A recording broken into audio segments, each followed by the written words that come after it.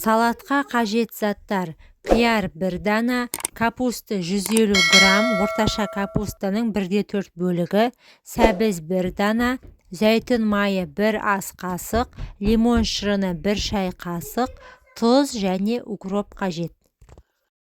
Капустаны ұсақтап, қиярды соломка етіп тураңыз. Сәбізді үккіштен өткізесіз.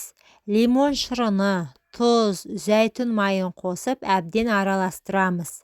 Тарелкаге салып, бетіне укроп себіңіз.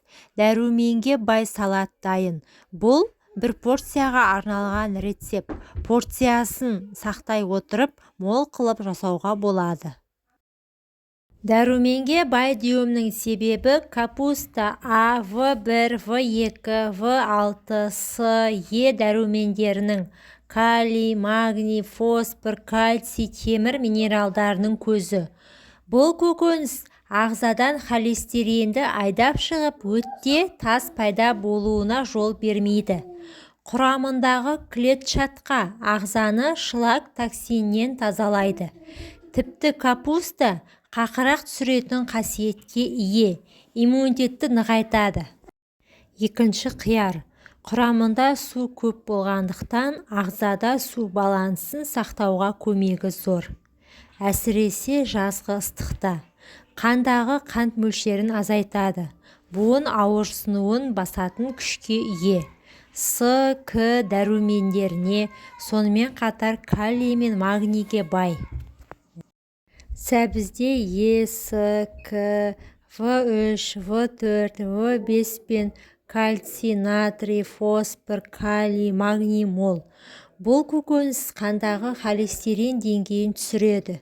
Үнемі қолдансаңыз, инсульт ықтималдылығын 70%-ға төмендетеді.